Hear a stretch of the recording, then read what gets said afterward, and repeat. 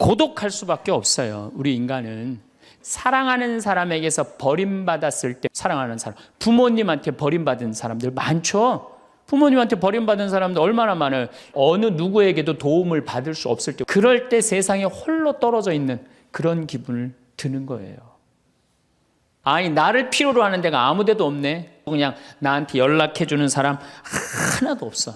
아무도 없을 때, 말이 안 통할 때 외로워요. 특별히 가족 간에 말이 안 통할 때, 이게 말이 안 통하니 이 집이 외롭겠어요, 안 외롭겠어요? 늙어가는 걸 느낄 때, 우리 아플 때, 사람들이 자기를 무시할 때 내가 니네들하고 연락하고 사나 봐라. 그리고 딱 인연 끊어버리잖아요. 우리를 더 힘들게 만들어요.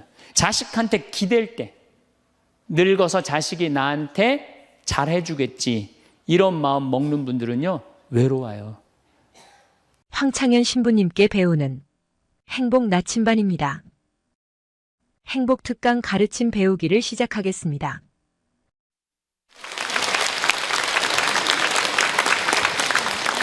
천민수님, 반갑습니다. 예. 오늘은 주제가, 지난번에는 요즘 평화방송에 화나십니까? 라는 주제로 강의를 나가는데, 오늘은 외로우십니까? 라는 주제로 강의를 하도록 하겠습니다. 여러분들 외로우세요? 안 외로우세요? 안 외로워요? 안 외로운 분들이 계세요? 외롭죠? 사실은 여기 계신 분들 중에 단 한 분도 안 외로우신 분은 없어요. 예, 아무리 행복한 사람이라도 문득 외로울 때가 있어요. 아무리 행복한 사람이라도. 여러분들 낙엽이 막 떨어지고 막 바람에 그냥 낙엽이 스산하게 막 날릴 때 그거 보면은 마음이 왠지 좀 쓸쓸하고 외롭지 않으세요? 예. 한 이불 덮고 사는 남편이 어느 날 그냥 등 돌리고 말도 안 하고 그냥 그러고 있으면은 외로워요, 안 외로워요? 우리 인간은요, 고독할 수밖에 없어요. 우리 인간은. 최진실 씨는 죽기 얼마 전에 인터뷰를 할 때 뭐라고 그랬느냐면 20년 동안 연애 생활을 하는 20년 동안 단 하루도 안 외로운 날이 없었다고 그랬어요. 그 외로움이 20년을 축적을 해서 결국은 죽음에 이른 거죠. 얼마 전에 또 행복, 자살이라는 말을 거꾸로 하면은 살자라는 말이다라고 강의를 했던 이 최윤희 씨가 루푸스 병에 걸려갖고 어떻게 했죠? 자살했어요. 너무 아프기 때문에. 그런데 이 최윤희 씨는 자살을 했는데 남편이 어떻게 따라줬죠? 저는 어떻게 보면 최윤희 씨가 이 목숨을 건 우리 교회법적으로 교회가 가르치는 거에 안 맞죠. 근데 한편으로는 좀 좋은 면도 있어요. 여러분들, 내가 병이 들어갖고 이제 막 죽기 일보 직전이야. 그래갖고 남편한테 여보, 나 죽으면 당신 어떻게 할 거야? 근데 남편이 난 당신 없으면 못 살아. 당신 없으면 난 따라 죽을 거야. 그럼 여러분들 그 말 들어도 좋아요, 안 좋아요? 좋죠? 나 죽는데 따라 죽는다는데 얼마나 마음 위로가 돼요. 근데 사실 따라 죽을 수 있는 남편 몇 명이나 될 것 같아요, 여러분들 죽으면은? 없어요? 어쨌든 아무리 행복론을 강의했던 그 당사자도 그 병이라는 그 고통에 이기질 못했던 거죠. 그 예수님은 외로웠겠어요? 안 외로웠겠어요? 예수님도 외로웠어요. 예수님이요, 이 뭐라고 그러셨냐면, 오늘 루카복음에 말씀이 나오지만은 예수님이 갈릴레아에서 예루살렘으로 올라가는데 중간에 사마리아라는 지역을 지나가면 지름길로 가세요. 그러니까 그 사마리아라는 동네를 딱 들어가려고 그러니까 사마리아 사람들이, 예수님이 예루살렘에, 이 사마리아하고 예루살렘 사람들은 원수지간이에요. 그러니까 우리 동네를 지나서 예루살렘에 올라가는 걸 용납을 안 하세요. 용납을 안 합니다, 사마리아 사람들이. 그래서 우리 마을에 못 들어오게 해요. 그러니까 그냥 야고보하고 요한이 너무너무 화가 나갖고 뭐라고 그랬냐면, 주님, 하늘에서 불을 내려다가 살라버릴까요? 그냥 불질러 버린다는 거죠. 우리를 안 받아들이니까. 그런데 예수님이 그들을 꾸짖고 돌아가세요. 그 마을을 돌아가시고 난 다음에, 돌아가고 난 다음에 그 마을 지나서 이런 말씀을 하세요. 하늘의 새도 보금자리가 있고 여우도 굴이 있지만 사람의 아들은 머리 둘 곳조차 없다. 이렇게 말씀하세요. 아니, 온 세상의 임금님이신 예수님조차도 이 세상에서 사시면서 뭐라고 그랬어요? 하늘에 새도 보금자리가 있고 여우도 굴이 있는데 사람의 아들은 머리 둘 곳조차 없다. 예수님도 외로우셨는데 여러분들이 뭐라고 안 외로워요? 예. 본당 신부님들이 가끔 사제가 돼서 본당 사목을 하다가 교우들하고 갈등을 일으켜요. 갈등을 일으키는데 교우들이 본당 신부님 본당에서 몰아낸다고 주교님한테 막 투서하고 막 연판장 막 돌리고 그럴 때 그 사제는 외로울까 안 외로울까요? 외롭죠. 왜?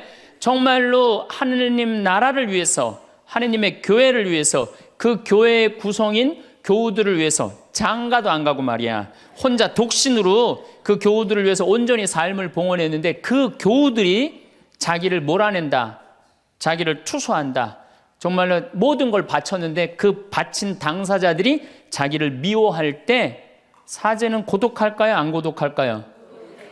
고독할 수밖에 없어요. 예수님 역시 가난하고 불쌍한 이들을 위해서 착한 일을 하는데도 유다인들은 예수님께 돌을 집어 던지려고 그래요. 예수님을 미워했어요. 그래서 요한복음 7장을 보면은 예수님이 5천 명을 먹이고 막 기적을 일으키다가 사람들이 마음이 바뀌어갖고 예수님을 죽이려고 그래요. 그러니까 예수님이 요한복음 7장 1절에 뭐라고 그러냐면은 유다를 다니지 않고 갈릴레아에 숨어 다녔다고 그래요. 숨어 다녔다고. 드러나지 않게 다니십니다. 왜? 그들이 당신을 미워하는 걸 아시고 예수님이 드러나지 않아요. 그러니까 너무너무 사랑하는데 나를 미워하면은 여러분들 쓸쓸할 것 같아요? 안 쓸쓸할 것 같아요? 여러분들 남편을 내가 너무너무 사랑해. 남편을 너무너무 사랑하는데 남편이 나를 미워해. 내가 남편을 너무너무 좋아하는데 남편이 나를 미워해. 그러면은요, 그거 고독은요, 이루 말할 수가 없어요. 우리가 언제 주로 살아가면서 고독할까요? 첫 번째 외로움을 느끼는 것은 사랑하는 사람에게서 버림받았을 때 외로움을 느낀다 그래요. 사랑하는 사람. 부모님한테 버림받은 사람들 많죠? 부모님한테 버림받은 사람들 얼마나 많아요. 요즘 보육원에 그냥 자기 아이 버리고 그냥 가는 부모님들 얼마나 많아요. 그리고 이혼하고 그냥 엄마가 보따리 싸들고 그냥 도망가는 엄마들 얼마나 많아요. 그런 아이들 상처가 얼마나 크겠어요. 세상에 천하에 엄마가 나를 버렸다, 아버지가 나를 버리고 갔다, 그들의 마음의 상처는 이루 말할 수가 없죠. 또 사랑하는 애인이 배반하고 가버렸어.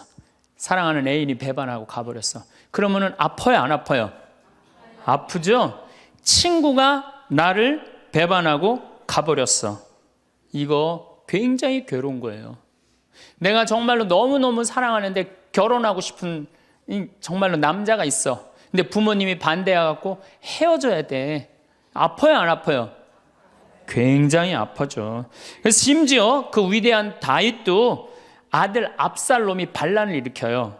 아들이 압살롬이라는 아들이 있는데 반란을 일으켜갖고 다윗이 도망 나갑니다. 예루살렘에서 그냥 급히 도망을 나가면서 이런 시를 불러요. 시편 3편에 주님, 저를 괴롭히는 자들이 어찌리 많습니까?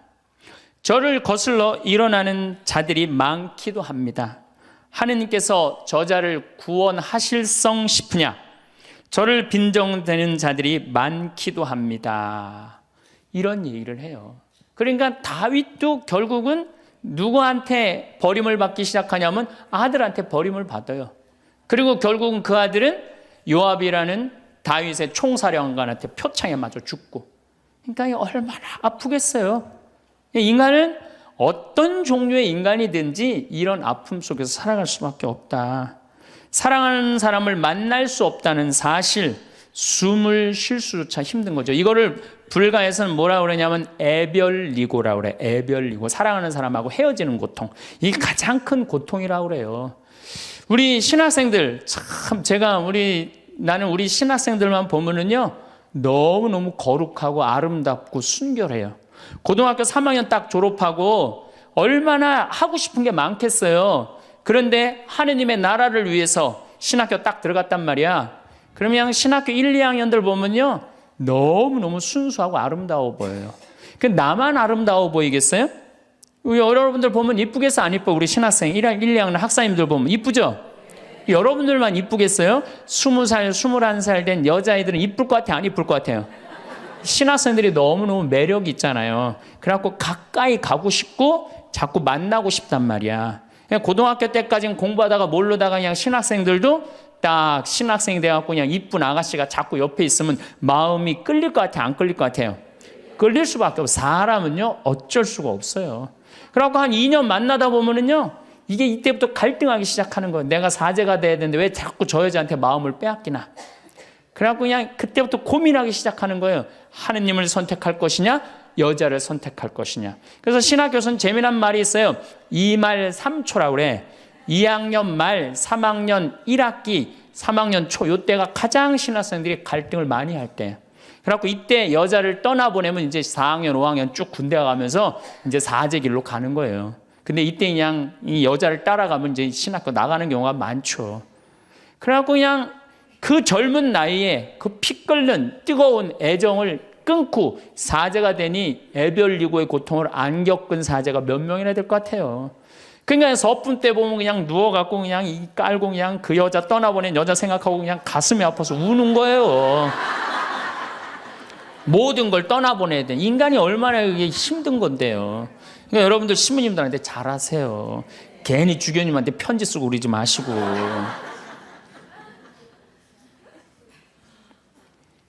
예수님은 마지막 날에 제자들이 예수님을 다 버리고 갔어요. 심지어 어떤 제자는 막 옷까지 그냥 삼배 옷까지 벗어 알몸으로 도망갔어. 그리고 오로지 예수님만 혼자 남았어요. 그러니까 예수님 외롭겠어요? 안 외롭겠어요? 외롭죠. 그러니까 예수님은 이런 말씀을 하신 거예요. 하늘의 새도 보금자리가 있고 여우도 굴이 있는데 사람의 아들은 머리 둘 곳조차 없다. 그건 맞는 말씀이에요. 두 번째, 우리가 주로 언제 외로워? 어느 누구에게도 도움을 받을 수 없을 때 우리는 외로워요. 내 아들이 정말 병이 걸려갖고 이제 수술을 해야 되는데 병원비가 없어. 그래갖고 그냥 정말로 친하다는 친구한테 가갖고 우리 아들이 지금 수술을 해야 되는데 병원비가 없으니까 병원비 좀 꿔줘. 정말 친하다고 생각했던 친구가 이런 지하에 나는 돈 없어. 미안해. 그리고 그냥 돌아서 나올 때 쓸쓸합니까? 안 쓸쓸합니까?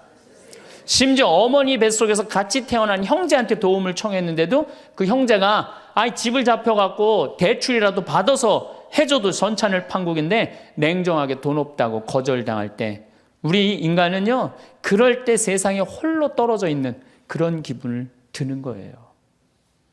또 언제 외로워요?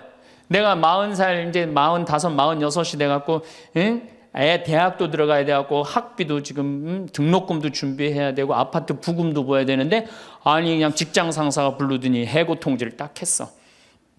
그럼 이 40대 가장은 얼마나 쓸쓸하겠어요. 갈 데가 아무 데도 없는 거죠. 대학이라고 졸업은 해놨는데 나를 필요로 하는 데가 아무 데도 없네. 아무리 그냥 원서 지원서를 100통을 써도 그냥 나한테 연락해주는 사람 하나도 없어. 이럴 때 나를 필요로 하는 사람이 아무도 없을 때 우린 외로운 거예요. 더욱이 그냥 더 힘든 사람들은 어떤 사람들이에요?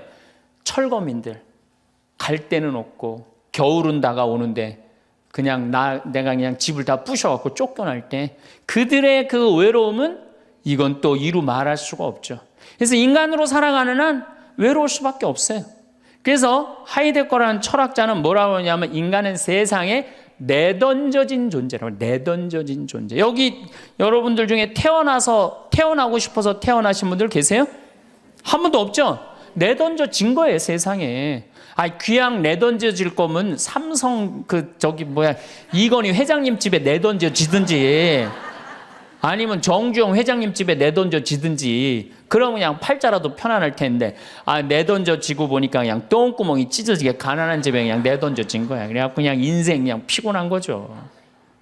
그리고 귀양 태어날 거면은 장동건이나 고소영 씨처럼 얼굴이 잘생기거나 이쁘게라도 태어나면은 얼굴로라도 먹고 사는데 또 가난한 집에 내던져졌는데 얼굴은 또 씹다 뱉은 수제비 같이 생겨버렸네.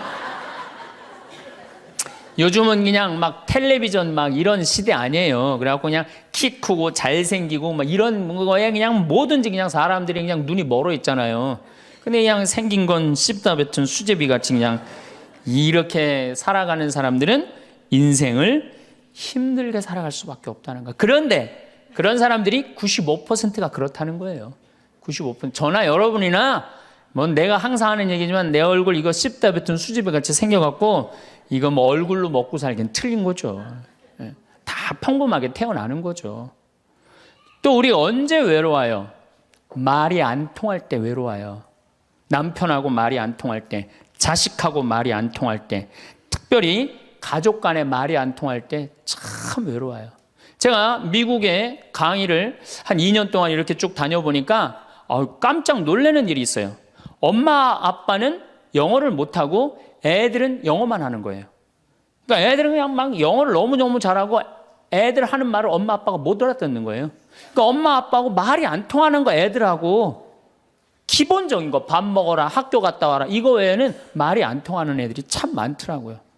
정말로 그건 이제 점점 외로워지는 거죠. 그래서요 뉴욕에요 60세 넘은 할머니 할아버지들이 작년에 한 60명이 자살을 했대요. 외로우니까. 우리 생태마을에 교감 선생님이 3개 국어를 해요. 생태학교라는 걸 운영하거든요. 3월 달부터 12월 달까지 우리 농사 짓고 기숙사 생활하고 생태 영성 배우고 이런 생태학교를 운영하는 이제 교감 선생님이 미국에서 스카웃을 해왔어요. 스카웃을 해왔는데 이 교감 선생님 아들이 미국 컬럼비아 대학 4년 장학생이에요. 미국에서 태어난 거죠. 나도 한번 만나봤는데 애가 굉장히 괜찮아요. 근데 얘가 이제 아버지 생일날 카드를 보낸 거예요. 한글을 배워서 삐뚤삐뚤한 글씨를 써갖고 편지를 보냈는데 딱 3줄 보냈어요. 아버지 사랑합니다. 아버지 생일 축하합니다. 그리고 맨 끝에 뭐라고 썼느냐면은 네 아들 윤진이가 이렇게 해서 보냈더라고요. 말이 안 통하는 거지. 말이 안 통하는 거지.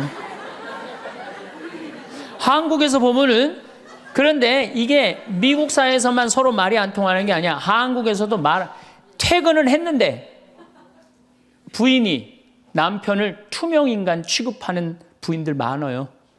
들어오거나 말거나 말도 안 하고 그냥 밥 차려놨으니까 먹으라고 그러고 사람 그냥 투명인간 취급하는 경우 많죠. 그렇죠? 자식들도 집에 와서 엄마 아버지한테 다소곳하게 하지 않고 자기 방에 쑥 들어가고 하루 종일 한 가족이 집에 살면서 5분 이상 대화를 안 한다는 거 아니에요. 이게 말이 안 통하니 이 집이 외롭겠어요? 안 외롭겠어요?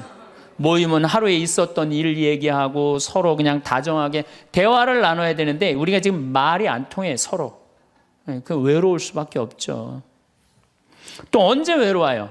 이게 이제 저하고 여러분들하고 공통적으로 느끼는 거예요. 늙어가는 걸 느낄 때. 내가 뭔가 하나씩 뺏겨가는 걸 느낄 때 그때 외로워요. 내 젊음이 하나하나 떨어져 가는구나. 제가 굉장히 눈이 좋았어요. 1.5, 어떨 땐 2.0까지 나왔어요. 근데 요즘 핸드폰에 메시지가 오면은 일단은 내가 인상을 써요. 인상을 쓰고 이렇게 멀리 보기 시작해. 안 보이는 거, 글자가. 심지어는 내 동창들은요, 돋보기를 쓰는 동창들도 있어요. 벌써. 그래서 너 왜 돋보기를 쓰냐고 하니까 노안이 와갖고 신문이 안 보이는 거예요. 그 돋보기를 쓰고 있는 동창을 보면요 슬프더라고요. 늙어가니까. 제가 젊었을 때 몸에 테스토스테론이 흘러 넘쳤어요. 진짜 남자다웠어요. 그래갖고 내가 눈물이라고는 한 방울도 안 흘렸어요. 얼마나 눈물을 안 흘리냐면 고등학교 2학년 때 우리 어머니 아버지가 내가 신학교 들어가기 전까지는 성당에 안 다니셨어요. 그러니까 이해가 안 됐잖아요. 반대한다고 어머니가 막 약 먹고 하고 막 정말로 아버지가 그 막 죽어가는 어머니를 막 끌어안고 저를 보고 뭐라고 그랬느냐면 울면서 제발 신학교 안 간다는 소리 좀 해라. 내가 그랬는데도 눈물 한 방울 안 흘린 놈이에요, 내가. 물론 우리 어머니 아직도 안 돌아가셨어요. 아직도 안 돌아가시긴 했는데. 그런데 내가 나이가 46인데 이상한 일이 벌어졌어요. 내 몸에서 이제 테스토스테론은 안 나오고 남성 호르몬은 안 나오고 에스트로겐, 여성 호르몬이 나오는 모양인 것 같아요. 지난 2월 달에 우리 김연아 선수가 동계올림픽 금메달 땄잖아요. 따갖고 그냥 더욱이 또 우리 세례 받았잖아. 그냥 내 딸이 그냥 금메달 따갖고 그냥 동해물가 올라가는데 그냥 그 묵주 반지가 딱 보이네. 눈물 한 방울 딱 떨어지는데, 아니 김연아 선수 눈물 한 방울 떨어지는데 왜 내 눈에서 눈물 10방울이 떨어져? 자동이야, 자동. 요즘은 그냥 텔레비전에서 슬픈 것만 봐도 어떻게 돼요? 눈물이 뚝뚝 떨어져요. 내가 이제 늙어가고 있는 거예요. 네. 내 몸에서 이제 여성 호르몬이 나와갖고 자꾸 감성적으로 되는 거예요. 감성적으로. 반대로 여자들은 몸에서 이제 에스트로겐은 안 나오고 테스토스테론이 나와요. 남성 호르몬이 나와요. 그래갖고 50 넘은 여자들을 보면요, 여자 같은 여자는 하나도 없어요. 깡패 같은 여자들만 그냥 천재 있어요. 깡패 같은 여자. 그냥 몸에서 근데 에스트로겐이 빠져나가면은요, 여성 호르몬이 빠져나가면은요, 기억력도 같이 빠져나간대. 기억력도. 그래갖고 그냥 장을 보러 나가야 되는데 그냥 지갑을 어디다 놔뒀는지 알 길이 없는 거야. 온 집안을 다 뒤져도 지갑이 없는 거예요. 그래갖고 열받는다고 냉장고 딱 열어보니까 김치통 위에다 지갑 딱 올려놔. 아이고, 내가 왜 이럴까? 내가 왜 이럴까? 심지어는 어떤 분은 막 1층에서 2층 올라가면서 올라가는 중간에 무슨 일을 하러 올라가는지 까먹는 분도 계세요. 그런 분들 많죠? 더 심각한 분은 어떤 분이냐면 1층하고 2층 중간에 서서 고민하기 시작하는 거예요. 과연 내가 지금 2층에서 내려오고 있는 중이었을까? 1층에서 올라오고 있는 중이었을까? 깜짝깜짝 놀라는 거죠. 심지어는 저는 어떤 분까지 봤느냐면은 핸드폰을 하면서 지금 내가 핸드폰을 찾는데 내 핸드폰 어디 있지? 이러고 있는 사람들도 있어요. 그런 분들도 있어요. 늙어가는 거죠. 늙어가는 건 굉장히 슬픈 거예요. 젊음을 빼앗기는 거, 이런 것들이 자꾸 우리를 슬프게 하죠. 한숨이 나오죠. 더욱이 아줌마들은요, 40이 넘으면 확 갑자기 몸에 얼굴이 열이 확 올라왔다가 열이 확 식었다가 그러죠. 감정의 기복도요, 막 기뻤다가 슬펐다가 분명해요. 울었다 웃었다가 분명해요. 그러면 자식 붙잡고 네가 인생을 어떻게 살라고 그러냐고 막 울다가 갑자기 그냥 성당 친구가 전화 오면은 언제 그랬냐는 듯이 내가 오늘 신부님을 강의를 들었는데 너무 재밌다고 막 깔깔깔깔거리고 막. 그러면 아들이, 딸이 엄마 도대체 왜 그래? 이 소리를 들으면요, 여러분들은 심각하게 늙어가고 있는 거예요. 엄마 도대체 왜 이래? 내가 이제 늙어가는 거죠. 그럴 때 우리 인간은 외로움을 느낀다는 거죠. 우리가 언제 외로울까요? 아플 때 외롭다 그래요. 아플 때. 구약의 유명한 욥은 온몸에 종기가 나서 사람들이 자기를 무시할 때 이런 노래를 부릅니다. 내 형제들은 내게서 멀어지고 내 친구들은 남이 되어 버렸다네. 친척과 친지들은 떨어져 나가고 집안 식객들은 나를 잊었으며 계집종들은 나를 낯선 자로 여기니 저들 눈에 나는 이방인이 되었다네. 내 입김은 아내에게 메스껍고 내 몸에 나는 악취를 자식들에게 풍긴다네. 어린 것들조차 나를 업신여기고 내가 일어서려고만 해도 나를 두고 비아냥거리네. 내게 가까운 동아리도 모두 나를 역겨워하고 내가 사랑하는 자들도 내게 등을 돌리는구려. 이 아픔은요, 이게 우리 인간이 아직 가장 서러울 때가 아플 때예요. 그건 내 남편도 필요 없고 자식도 필요 없을 때가 굉장히 많죠. 그렇죠? 아플 땐 그래요. 어떤 분이 그런 얘기를 하더라고요. 나하고 나이가 비슷한 분인데 자기가 고등학교 때 엄마가 참 자기를 사랑했는데도 불구하고 하루는 굉장히 토했대요. 근데 밤새 토했는데 엄마가 나 토하는 걸 아는데도 문 한 번 안 열어봤을 때 그렇게 외롭고 쓸쓸하고 지금도 그 20몇 년 전 그 생각을 하면은 지금도 외롭고 섭섭하다는 거예요.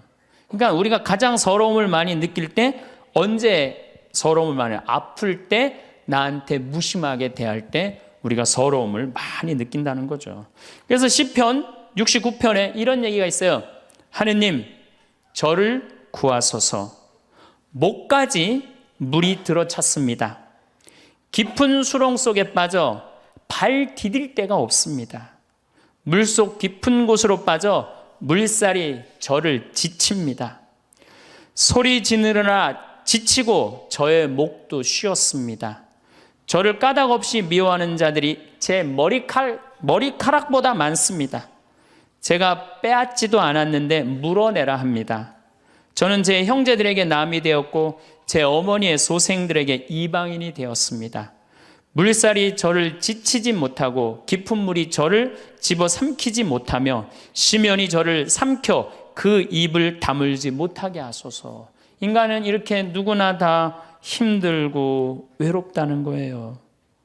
하다못해 같은 이불을 덮고 사는 남편도 내 마음 몰라주고 나 비난하고 몰아세울 때 우리는 외롭고 고독해서 극단적인 방법을 선택하기도 해요. 여러분들 어때요? 우리 여기 자매님들 많으신데 남편 생일에 미역국 끓여주고 자식 생일에 미역국 끓여주고 시부모 생일에 미역국 다 끓여줬어. 근데 정작 내 생일을 미역국 끓여주는 사람 있어요? 네, 없죠? 그래도 내 생일인데 그래도 그냥 생일이니까 그냥 미역국 자기가 이제 끓이는 거야. 근데 아무도 몰라. 미역국 왜 끓였어? 그리고 앉아서 먹는데 그냥 그 미역국을 떠서 먹는데 눈물이 뚝뚝 미역국에 떨어져요? 안 떨어져요? 아무도 나를 몰라줄 때. 그래서 외로움을 많이 느끼는 분들이 여성 주부들이 많이 느낀대요. 애들은 공부하러 학교 다니고 남편은 직장 다니고 빈집을 지키고 있으면 그렇게 쓸쓸하대요. 그래서 이걸 뭐라고 그러냐면은 빈둥지 증후군이 있대요. 빈둥지 증후군. 빈둥지에서 그냥 혼자 그냥 굉장히 그러니까 40대 50대 주부 우울증이 그렇게 많은 거예요. 네, 그분들이. 그런데 놀랍게도 독신으로 사는 여성보다는 결혼한 여성이 더 외롭대요. 독신으로 사는 혼자 사는 여자는 자기가 처음부터 외로울 거라고 생각을 하고 혼자 그냥 미역국 끓여 먹으면 당연하게 생각을 하는 거야. 근데 결혼한 사람은 바라는 게 많잖아요. 근데 남이 안 해주면 더 외로운 거야. 근데 놀랍게도 더 놀라운 건 뭐냐? 40대 자살률을 보면은 여자보다도 남자가 3배 더 많이 죽는데요. 그러니까 여러분들보다 누가 더 많이 외로움을 탄다고 생각하시면 돼요? 남자가 더 많이 탄다고 생각하면 돼요. 이 인간이 다 외로운 거야. 어떻게 보면 다 불쌍해. 여기 있는 분들 한 분 한 분 예수님 오면 다 안아줄 거야. 너 그동안 외로웠구나. 내가 안아주마. 다 그럴 거예요. 여기서는 웃고 있지만 막상 돌아가서 집에 가보면 눈물을 흘리는 분들 많을 거라는 얘기죠. 저는 외로울 것 같아요? 안 외로울 것 같아요? 저도 외로워요. 제가 92년도 철산성당에서 보좌신부, 경기도 광명 철산성당에서 보좌신부를 했는데 한 12월 15일쯤 됐어요. 아이들이 연합고사 본 날이에요.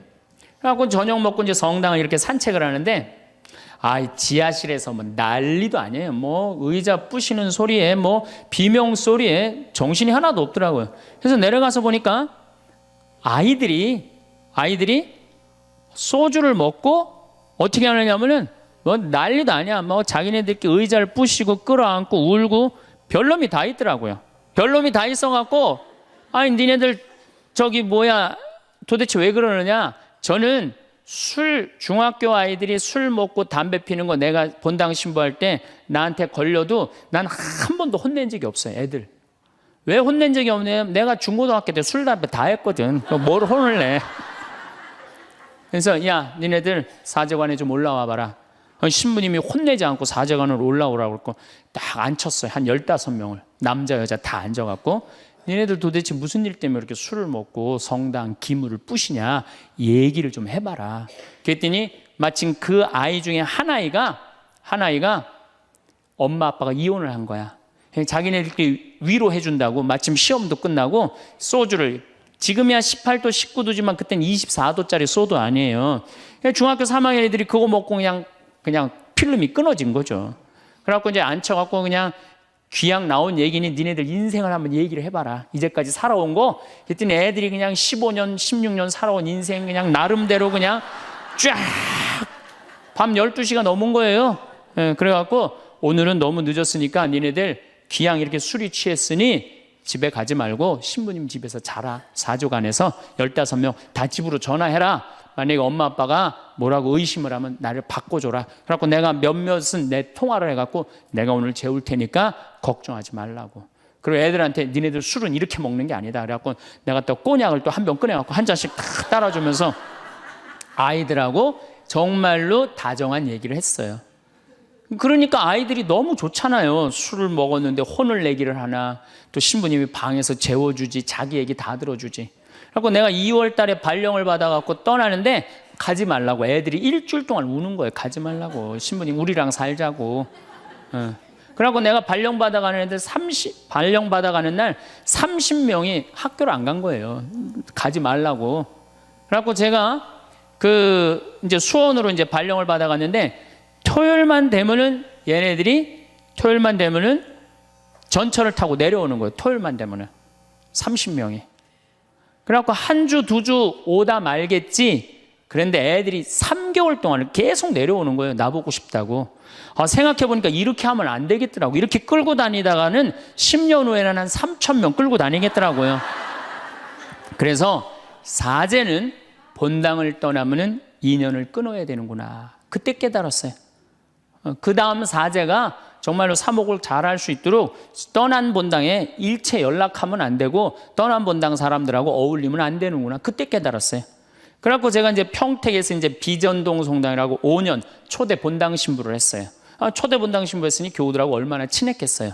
그 다음에 경기도 광주에서 능평성당이라는 거 거기도 또 초대 본당 신부 5년을 했어요. 10년을 본당 신부로 하고 제가 지금 강원도 평창에 이제 갔잖아요. 6년 전에 평창에 갔는데 내 첫 영명 축일 때 교우들이 신부님 축일 축하한다고 몇 명이나 왔냐면 200명이나 온 거예요. 기분이 너무너무 좋더라고요. 이야, 나를 잊지 않고 이렇게 200명이나 와줬구나. 그렇지만 저는 연락은 안 해, 개인적으로. 근데 둘째에 150명으로 줄어들었어요. 내 축일에. 셋째에는 100명으로 줄어들더라고요. 뭐 계속 연락은 안 하니까 넷째 해는 50명으로 줄어들었어요.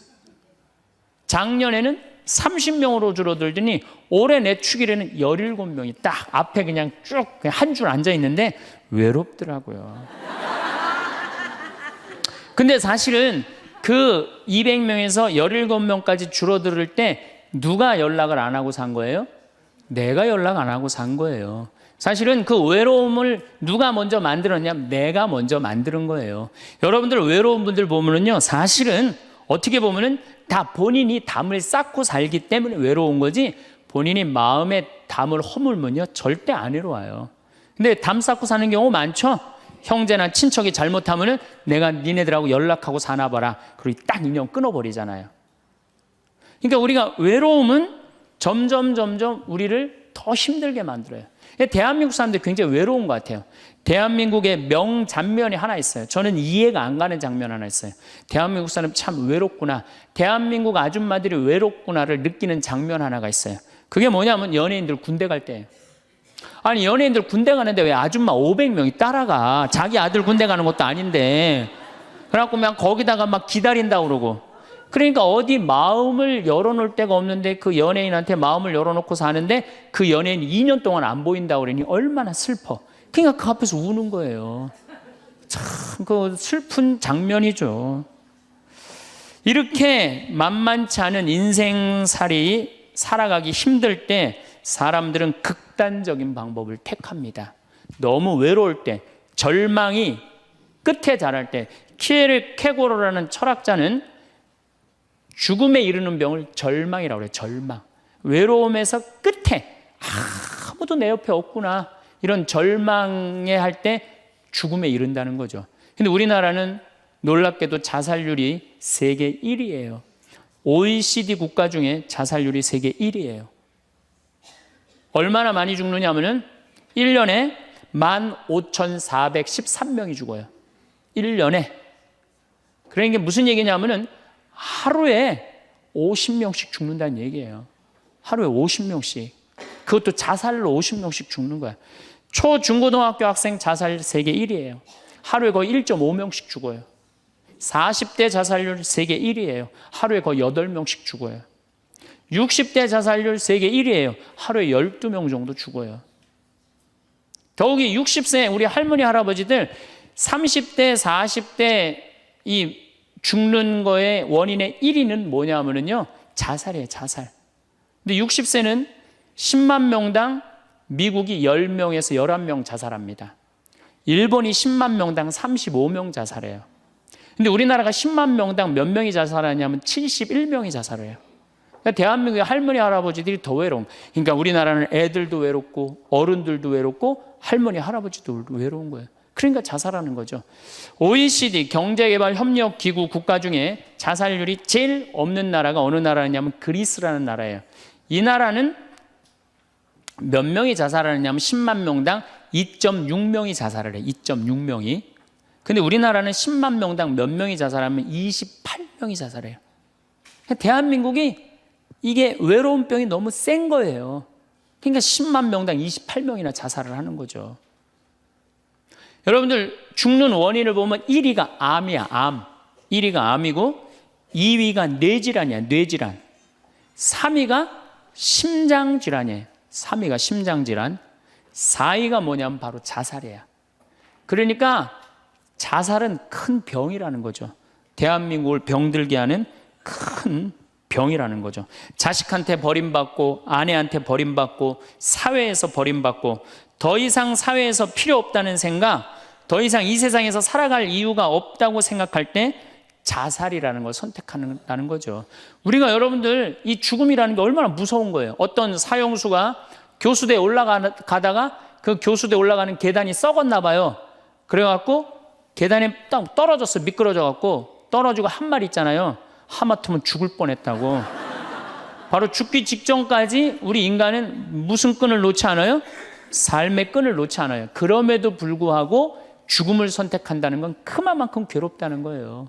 그러니까 대한민국이 자살이 많다는 이유는 뭐냐면은 누가 잘못 사는 거냐면 우리가 잘못 사는 거예요. 우리 종교인들이 잘못 살아서 그래요. 아니 그런 외로운 사람들 위로가 되려고 예수님이 이 세상에 왔는데 우리가 위로가 안 되는 거죠. 그러니까 그냥 끈이 없다고 생각하니까 그냥 목숨을 끊는 거죠. 얼마 전에 유명 교수님이 왕따 당한다고 목숨을 끊었어요. 또 서울대학 다니는 아이들도 외롭다고 죽는 아이들도 많아요. 그러니까 외로운 거는 못난 사람들도 외로움을 느끼지만 어떤 사람들도 외로움을 느껴요? 잘난 사람들도 외로움을 느껴요. 그래서 사람들은 이래요. 나는 미치도록 외롭다. 죽고 싶을 정도로 외롭다는 말을 해요. 미치도록 외롭다는 말.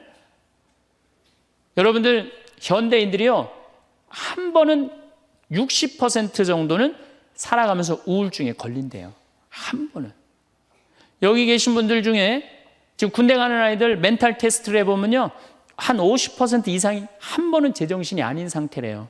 멘탈 테스트를 해보면은. 그러니까 여기 계신 분 두 분 중에 한 분은 지금 제정신이 아닌 거예요. 반은 제정신 아닌 상태로 지금 앉아 있는 거예요. 신부님, 저는 제정신인 것 같은데요. 그분은 완전히 도루 신분이에요.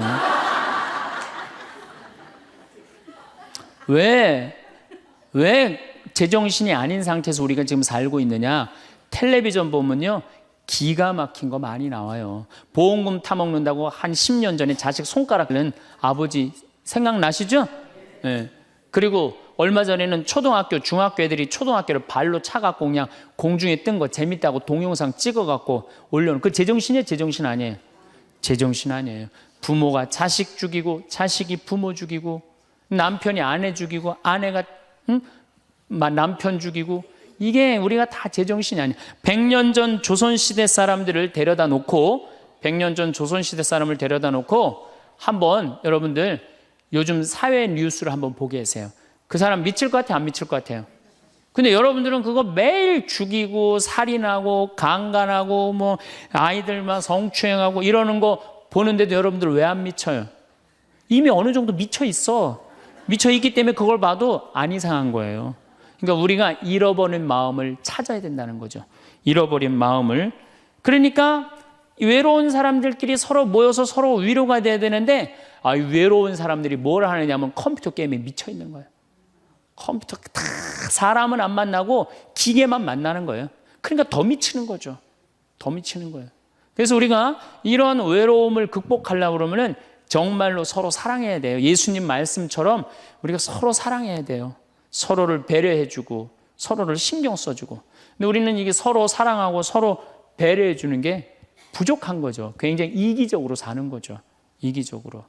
그럼 여러분들은 언제 외로움을 정말로 극단적으로 느끼느냐? 자식한테 기댈 때. 특히 여기 계신 여러분들은 언제 더 많은 외로움을 느끼냐면 늙어서 자식이 나한테 잘해주겠지 이런 마음 먹는 분들은요 외로워요.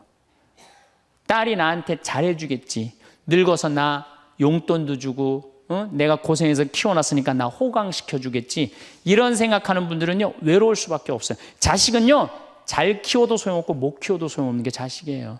자식은 그저 고등학교 3학년 때까지 키우고 끝나야지, 그 다음 욕심내면요 여러분들 외로울 수밖에 없어요. 그러면은 못 키운 자식이 왜 소용없어요? 아니 그냥 중고등학교 때 속새기는 놈 커서도 속새겨요. 직장도 못 들어가고 그냥 빌빌거리고, 그리고 또 결혼해도 제대로 살지도 못하고 그냥 또 이혼해갖고 그냥 손자 그냥 나한테 맡겨갖고 힘들어. 그러니까 자식은 못 키우는 자식 소용없어요. 그러면은 잘 키우는 자식은 왜 소용없느냐? 잘 키운 건 더 소용없어요. 그냥 좋은, 여기 지금 서울대학 가까이 있잖아요. 며칠 전에도 내가 서울대학 가서 강의를 했는데 똑똑해. 정말 누가 봐도 잘 키워놨고 잘라놨어. 빛이 번쩍번쩍 나. 서울대학 졸업하고 난 다음에 삼성에 취직을 했어. 그래갖고 아들이 양복을 입고 출근하는데 너무 보기가 좋은 거야. 그렇게 잘 논 아들일수록 더 여우 같은 며느리가 나타나갖고 낚아채 가는 거예요. 더 여우 같은 며느리가 낚아채 가는 거예요. 그럼 낚아채 가면 그날로 끝나는 거예요. 그날로. 그러니까 어차피 자식은 떠나게 돼 있어요. 어차피 자식은 떠나게 돼 있어요. 그러니까 여러분들 이제는 내가 자식한테 내 인생을 기대한다 생각하지 말라는 거예요. 더욱이 여러분들 자식들 정말로 사랑으로 키워요? 태어나갖고 자식들 사랑으로 키워요? 맨날 방에 가둬놓고 공부해라 그러지 않아요? 맨날 공부해라고. 그래서 여러분들 이 생각만 하면 돼. 내가 어렸을 때 자식하고 다정하게 맛있는 거 먹으러 다니고 놀러도 다니고, 그리고 난 다음에 대화도 막 늘 살갑게 한 엄마는 늙어서 자식이 먹으러도 다니고 놀러도 다니고 대화해줘요. 근데 어렸을 때 그냥 방에만 가둬놓고 매일 그냥 공부만 시키고 학원에 그냥 계속 가둬갖고 공부만 시킨 부모님들은 늙어서 자식이 어떻게 할 것 같아요? 방에 가둬놓고 밥만 먹이는 거, 밥만. 그리고 이제 완전히 이제 늙어갖고 움직이지 못할 때 어떻게? 학원에 그냥 계속 가두듯이 이제는 그냥 양로원에 그냥 가둬갖고 그냥 거기서 살라고 그래. 그냥 자식들한테 공부해라 그런 부모님들 이거 심각하게 이거 고민해야 돼요. 그런 분들은 더 외로울 수밖에 없어. 더 외로울 수밖에 없어. 그러니까 보통 이제 초등학교 이제 1학년, 2학년 애들이 막 너무 6, 7살까지는 이쁘다가 초등학교 들어가면 막 공부를 안 하고 그러면요 애들한테 엄마가 막 폭언을 하기 시작해요. 그래갖고 성적표를 받아왔는데 40점, 50점 이렇게 받아오면은 애들한테 그래요. 너 밥이 넘어가냐고. 어? 네가 잠이 오냐고. 너 지금 텔레비 봐야 되느냐고. 그래갖고 그냥 보통 공부 못하는 애들이요. 성격이 느긋한 애들이 공부 못해요. 내일 시험이라도 걱정 안 하고 느긋하게 있는 애들이 공부 못하는 거예요. 그렇죠? 그럼 그거 보고 있으면 엄마가 불이 나요, 안 나요? 그래서 느긋한 성격 가진 애를 그냥 괴롭히기 시작해. 욕을 해대는 거야. 초등학교 6년 욕을 한단 말이야. 그럼 애가 6년 지나가면 성격이 삐뚤어져요. 공부 못해도 우리 아들 착하다, 우리 딸 예쁘다, 우리 아들 성격 좋다. 그러면 6학년 때까지 성격 안 삐뚤어지거든요.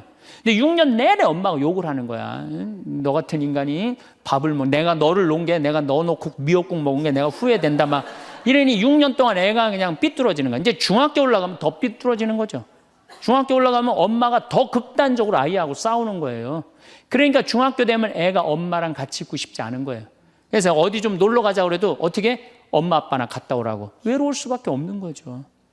고등학교까지 되면은 완전히 빗나가게 되면 심한 아이들은 어떤 경우도 있느냐면요.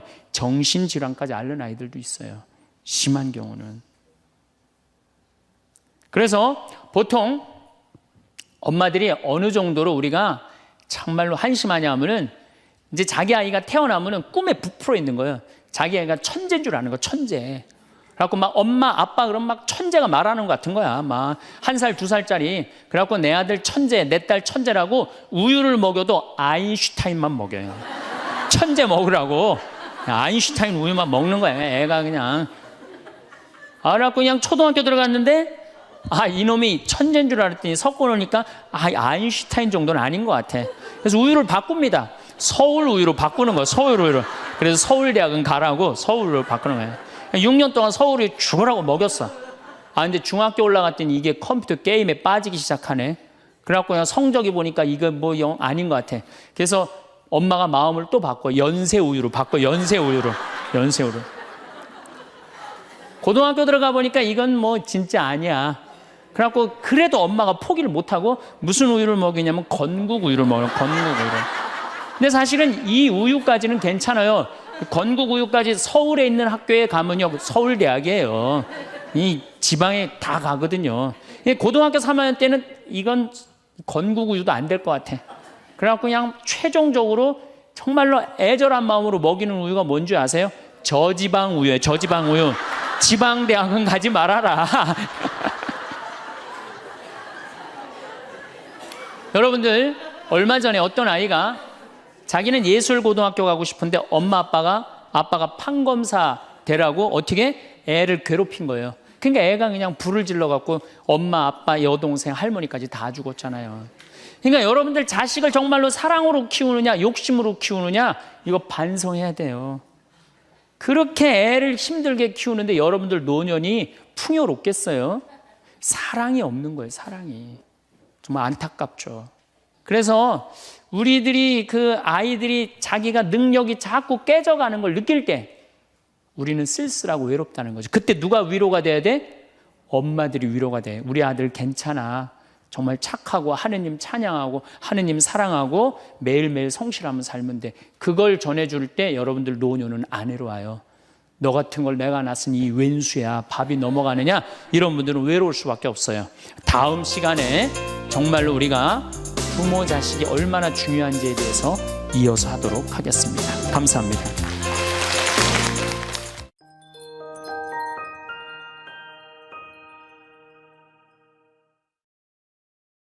내던져진 존재로서 외로움을 다루는 삶의 지혜는 우리가 근본적으로 혼자일 수밖에 없다는 인간 조건을 이해하고 그 안에서 의미와 연결을 발견하는 데 있습니다.